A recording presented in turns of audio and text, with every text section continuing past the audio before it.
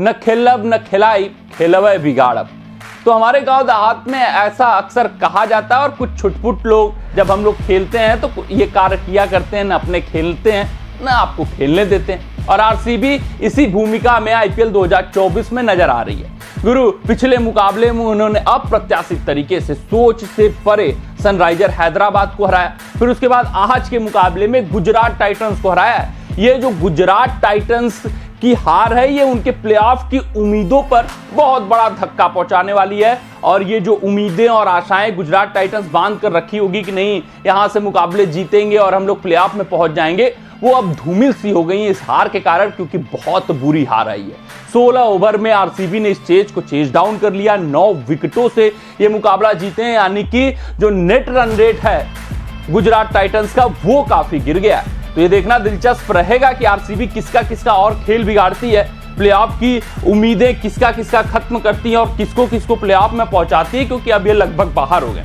यहां से आरसीबी सारे मुकाबले भी जीतती है तो 14 पॉइंट तक ही पहुंच पाएगी और 14 पॉइंट पे क्वालिफिकेशन नहीं है। लेकिन ये एक काम कर रहे हैं वही कि न खेलब न खिलाइब खेलवे बिगाड़ब, ये दूसरे का खेल बिगाड़ते हुए दिख रहे हैं, प्लेऑफ का सिनारियो बिगाड़ते हुए दिख रहे हैं। और अगर हम आज के मुकाबले की बात करें तो वो कोहली जो हमें पता है कि चेज में करते हुए अक्सर दिखते हैं, जब कोई नया खिलाड़ी आता है तो एग्रेसर की भूमिका में आ जाते हैं, रन बनाते हुए दिखते हैं और हमेशा टीम को हंट में रखते हैं। और जब दूसरा बंदा एग्रेसिव मोड में आता है तो अपने ईगो को शांत करते हैं, फिर उसके बाद एंकर की भूमिका में आ जाते हैं। आज वही रोल कोहली ने अदा किया, बहुत ही बेहतरीन ये पारी है कोहली की। यहाँ पर स्ट्राइक रेट मत देखिएगा, यहाँ पर ये मत सोचिएगा कि विल जैक्स ने इतने तेजी से खेला, कोहली ने ऐसे खेला।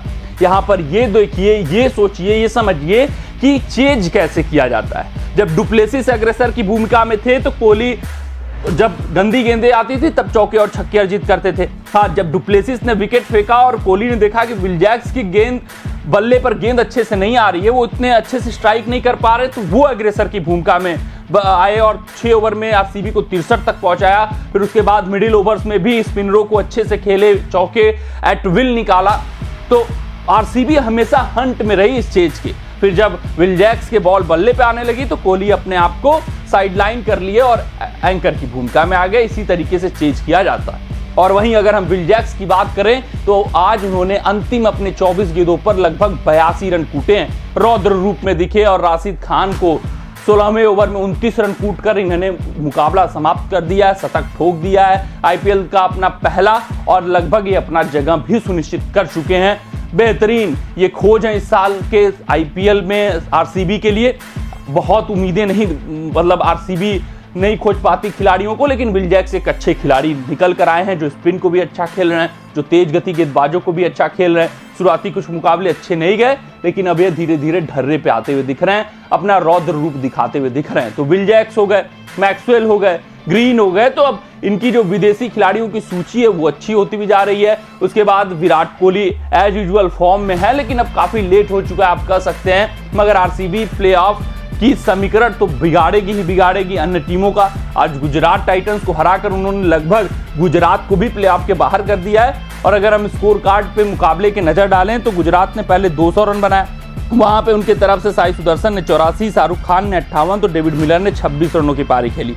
अगर हम आरसीबी की बात करें तो पूरा क्लिनिकल चेज रहा। From the first ball RCB हावी रही और कोहली ने दिखाया कि इस तरीके के चेज किए कैसे जाते हैं। 70 रन बनाया 160 के स्ट्राइक रेट से। वहीं विल जैक्स ने शतक ठोका 243 के स्ट्राइक रेट से, 41 गेंदों पे 5 चौके और 10 खूबसूरत छक्के, 1 विकेट।